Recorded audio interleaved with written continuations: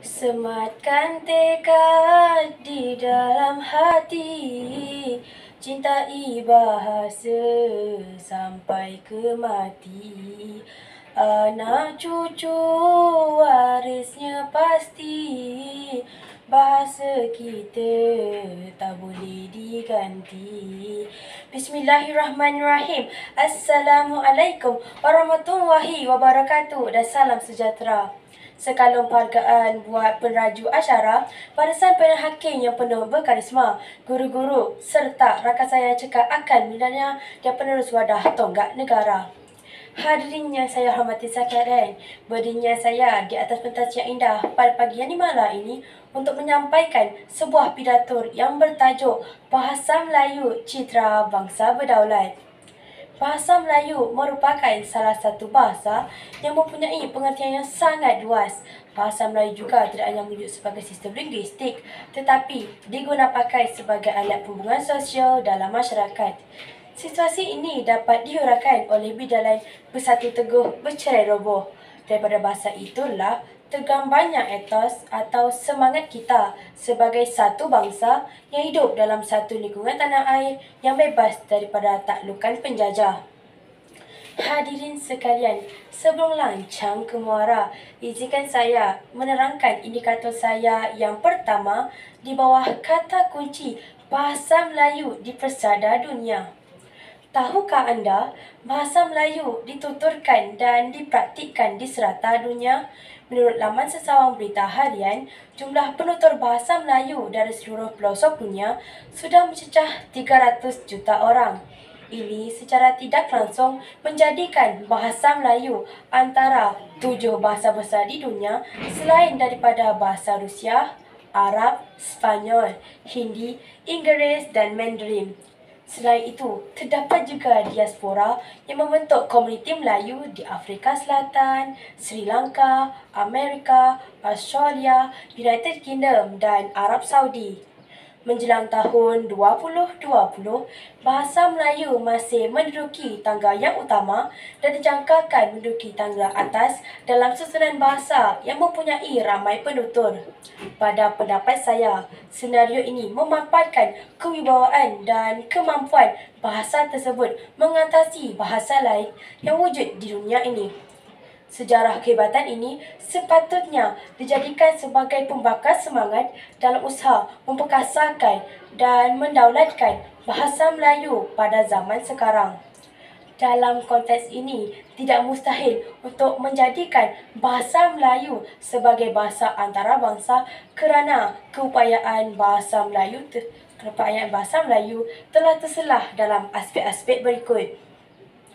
Hadirin dan hadirat yang dikasihi sekalian, seterusnya saya akan menerangkan indikator saya yang kedua, iaitu bangsa Malaysia memartabatkan bahasa Melayu. Pada 10 November 2021, Sinar Harian telah menyiarkan akhbar bahawa Malaysia telah mencatatkan sejarah apabila Menteri Alam Sekitar dan Air Kasar Datuk Seri Tuan Ibrahim Tuan Man berucap menggunakan bahasa Melayu pada pentas antarabangsa di Glasgow, Scotland, iaitu ketiga persidangan ke-26 Konvensyen Rangka Kerja Perubahan Iklim Pertubuhan Bangsa-Bangsa Bersatu. Dalam usaha melonjakkan status negara berpendapatan tinggi dan bagi merealisasikan dasar transformasi kerajaan, kita sebagai bangsa Malaysia yang dinaung di bawah negara yang berdaulat perlu memperkasakan Dewan Bahasa dan Pustaka. Badan berkandung ini bertujuan untuk membina dan memperkasakan bahasa Melayu dalam semua bidang. Pada pandangan saya, insentif daripada pihak berkuasa yang konsisten dalam jumlah yang besar diperlukan supaya inisiatif-inisiatif yang dirancang dapat dilaksanakan. Hadirin yang dihormati, akhir sekali, izinkan saya meneruskan indikator saya yang terakhir, iaitu bahasa Melayu memajukan bangsa Malaysia. Bahasa Melayu sudah menjadi bahasa persuratan dan bahasa ilmu sejak sekian lama. Jika ada kelemahan daripada sudut penggunaan bahasa kebangsaan, ini bukan kerana kelemahan bahasa itu tetapi berpunca daripada penggunanya.